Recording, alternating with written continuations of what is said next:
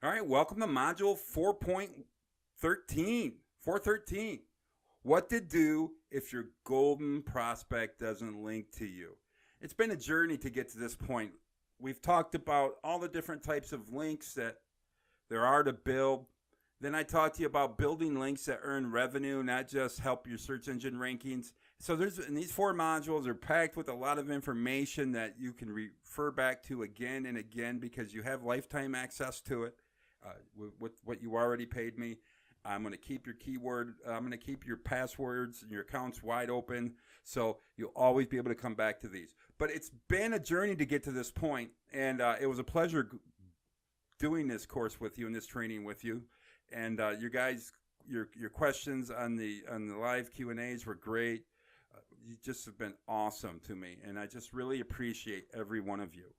But let's talk about what happens on this final video. What to do if your golden prospect doesn't link to you. I know. What if they don't? What will we do? Well, you might cry.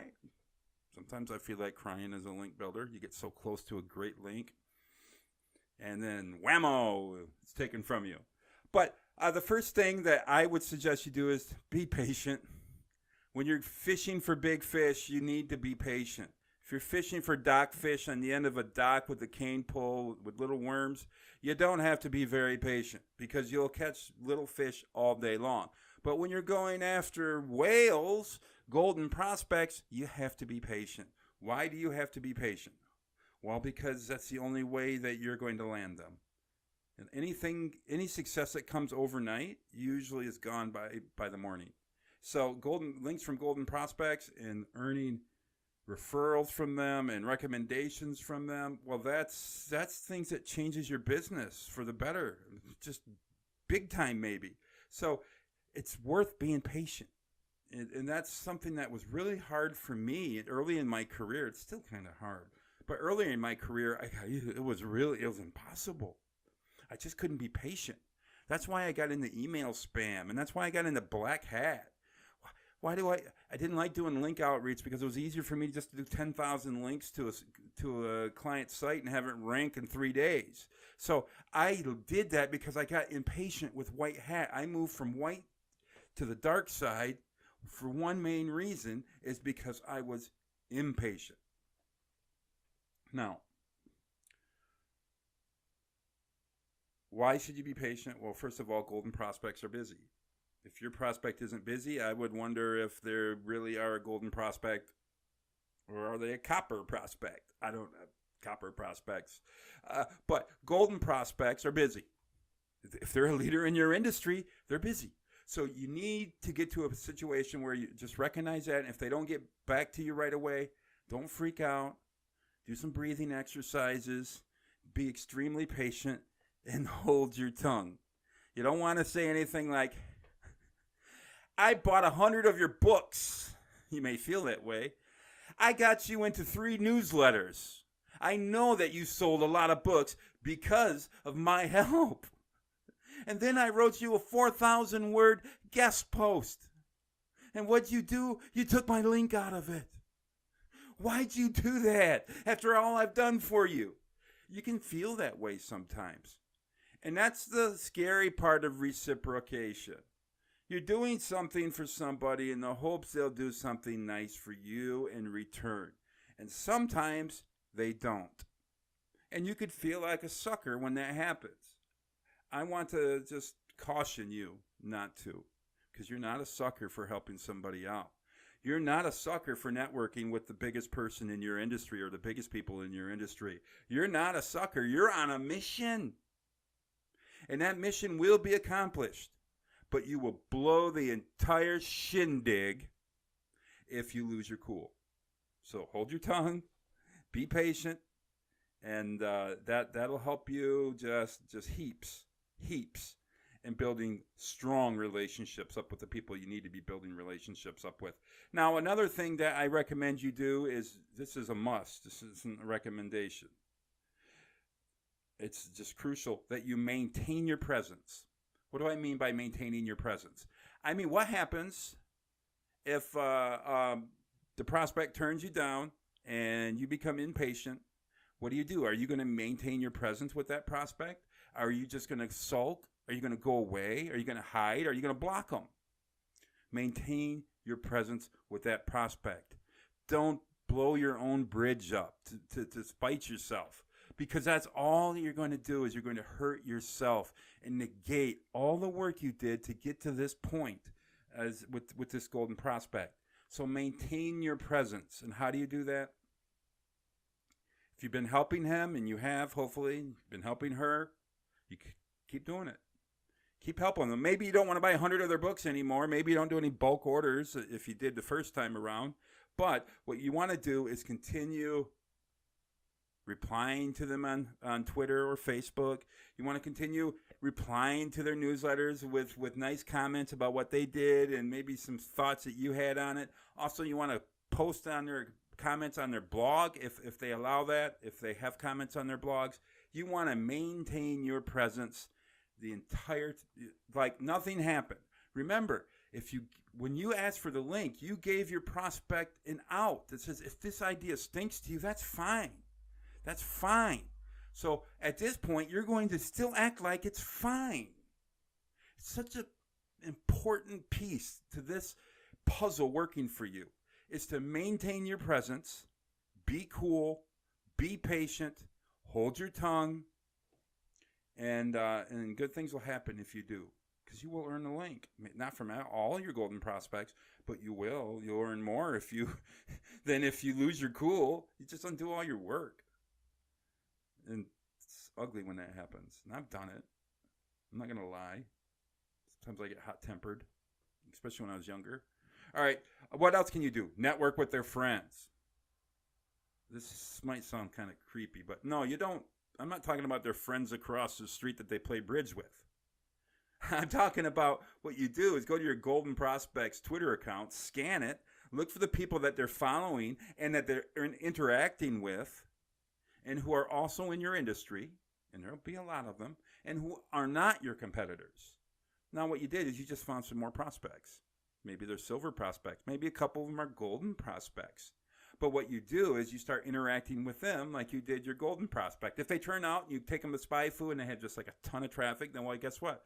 You have a golden prospect. Then you might want to do everything for this golden prospect that you did for their friend that just turned you down or hasn't replied back to you yet. So that's an important element. In sales, we would have something called cloverleaf. When you'd make a sale, when I sold like paint jobs, when I had my own painting company, and we were a family operation, and if you sold a paint job to one house, and after you finished, you'd cloverleaf. You'd go across the street. Then you'd go to the neighbor, then a neighbor next door, and then maybe a neighbor kitty corner and say, hey, we just painted their house, and we just wanted to introduce ourselves in case you want to have a paint job in the future. That's cloverleafing. And it's really important. And also in sales, if you make a sale, if you do B2B sales and you go to your prospect's place of business and they buy something from you, what do? Do you go back in your car, go back all the way to the office and do the paperwork? Or do you do what great prospectors do is they cloverleaf. They go to the business to the left. Then they can say, hey, I just signed a contract with such and such. I know you know them. I'd like to help you too. Then you cloverleaf the buildings around. What you do here is you cloverleaf their friends. And you find the people in your industry that are interacting with your golden prospect, and the golden prospect is interacting back with them. You just start doing the same with them, and what will happen is your golden prospect will see you interacting with these people, and since they know these people, your stock with them will go up as a result. So it's all about networking. That's why you can't be impatient or go into hiding, turn into Jimmy Hoffa. You have to continue networking. All right, next, what can you do? I recommend you target other golden prospects. And I recommend that you don't target more than 5 at a time. I've tried campaigns where I've tried 50 at a time, and it failed. It was ugly. It just collapsed in a heap at my feet, and I was embarrassed because I was just bit off way more than I can chew.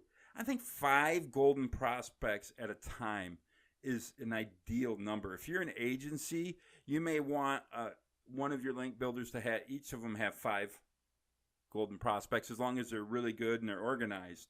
Because you have to stay organized too. You have to know what stage of the relationship you're at with each of the golden prospects. And also, when do you move on to another golden prospect? When do you add another 5? And when is somebody connected with you enough where you can move on and add more golden prospects? Because building a relationship takes more effort than it does to maintain it. So it's not like you'll have 5 golden prospects for all time. So you can only work on building relationships up with them and initial connections with them. I would say 5 at a time, and stay organized. Otherwise, you're not going to know where you are with each prospect. It's going to be a mess. BuzzStream works great for that. I guess Pitchbox does too, but I don't have any experience with Pitchbox yet. But I do like BuzzStream. All right, what else can you do? Target silver prospects. What's a silver prospect? It's somebody, if they link to you, it may help your Google rankings and get you more, more page rank from Google and more free traffic from Google. So if a silver prospect links to you, you may not get any referral traffic from it, but it could very well help your rankings. So if you're in a competitive niche and you really are counting on free organic traffic, you may have to switch to silver prospects at the same time you're going after golden prospects. And what types of campaigns are silver prospects? Well, that's what I'll be training in modules 5 through 8 that I'm starting Monday. But, they're like broken link campaigns, link bait, skyscraper by Brian Dean, blogger outreach, infographics, you know what I'm talking, those types of links. And there's just dozens of them and tactics that I'll be going over in modules 5 through 8. But go after them too. If you're looking for organic traffic, silver prospects are important, very important. All right. Finally, what do you do if they don't link to you? And what if they never link to you? Well, there's other golden prospects, right? And if none of them are linking to you, I would probably go back and retake my course and freshen up on what I teach in it, because you're probably missing something crucial in one of the elements. Because that's the thing. You can have everything set up right, 95% of it set up right. And that 5%, whether it's your subject line or something you've said and wrote in the pitch and in the email or whatever, and that could blow the whole other 95%. So that's why it's just really important that you follow what I taught throughout this entire training, because it will give you better percentages. And I'll give you an analogy that I use a lot, and I always get confused between analogies and metaphors. I don't know the difference, but I have a story, and it was true, so call it what you will. What is the winningest? I'm a big baseball fan. In fact, I am a spoiled baseball fan. My first year living in Michigan, I grew up here and still here, but the very first year that I started listening to the Tigers and watching the Detroit Tigers and paying attention to who they were was in 1984. And if you know the 1984 Tigers, they won the World Series that year. But they didn't just win the World Series. They started out 35-5. The best start ever in Major League Baseball for a kid who just started listening to baseball and watching baseball and paying attention to the Tigers. It was great. It hooked me. Now, they haven't won since, so maybe that was just like I don't know. I wish they came close a couple of times. But I love baseball. That season made me love baseball. And it was just every time they were behind, they would come from behind and they would win. Now, as far as all-time teams go, they won 104 games, and that's kind of average. That's like winning, what, 2/3 of your games? They play 162 games. So 54 games, 108 games is like winning 2/3 of their games. So as great as they were, they only won 2/3 of their games. They lost 1/3 of their games. Now, if you take the best team in baseball history, and I think it was, I don't know who it was. Was it Seattle when they won 116? Well, they won 12 more than the Tigers won in 84, but they still lost 1/3 of their games. Now, if you take the worst team in baseball history, and that was the Detroit Tigers, well, they were one game from tying the record, and I don't remember what year. It was some in the 90s. They only won a third of their games. So they lost 2/3 of their games. So I want to tell you that if you just put the effort in and do all you can, you're going to win 1/3 of your games just by showing up. And no matter how hard you try, you're going to lose 1/3. And that's just the way it is. Now, what will make or break your career is that middle third. And that middle third is what this course is about. The difference between winning 1/3 and 2/3 is the difference between being the worst team in baseball history to being the best team in baseball history. That's that middle third, even though the best team in history lost 1/3 of their games. So why do I say all this? You're not going to win them all. It's impossible to win all your golden prospects over to your side. So look on the bright side. There are bright sides, even on your losses when they don't link to you. Let me show you. First of all, you got your site in order, didn't you? You got your site in order before you reached out to your golden prospect. At least I hope you did. You cleaned up your social media presence. That was important. You got things set up. So now you're in a position to be able to network with other golden prospects because of the work you did for this golden prospect. And also, and if you created content for your golden prospect to link to, and they didn't, like the interview or whatever, now you have content on your site. And when people visit your site, they see you bragging up on this golden prospects. Your prospects like that kind of thing. Because most sites, it's full of people bragging about themselves. It's okay to brag, but don't brag on yourself. Brag on somebody else. Brag on somebody in your industry. It won't make you lose sales because your golden prospect isn't, remember, your competitor. It's not like your prospect is going to, your buyer prospect visits your site, or your site visitor visits your site, sees what you say about your golden prospect and leaves your site and stays on your golden prospect site, buys something from him or her instead of from you. Well, you're not selling the same thing. Because they still, if they needed what you sell, there's a good chance they'll come back because you just gave them a good recommendation with one of the biggest people in the industry for maybe something else they had. So if you took the time to post interviews on your site like that, it's okay if they don't link to you because you got your content ready for your site and your readers are going to enjoy it. And that's going to make your site a lot healthier. Now you have like link bait on your site. You've created it that your golden prospect may and not a link to it, but silver prospects definitely might be interested in it. And that's why I want to say, look on the bright side. If you did all this work to build this relationship up and get your site ready and get your social media ready, and you introduced yourself to one of the biggest influencers in your industry, guess what? That's a win. And like I said, you're going to lose 1/3 of your games. Now, I'm not saying you're going to get 66% percentage. You're going to get 2/3 of the people, golden prospects you ask to link to you, are going to link to you. I don't know what your percentages are going to be. I used that baseball analogy just to show you that even the best, they don't win all their games.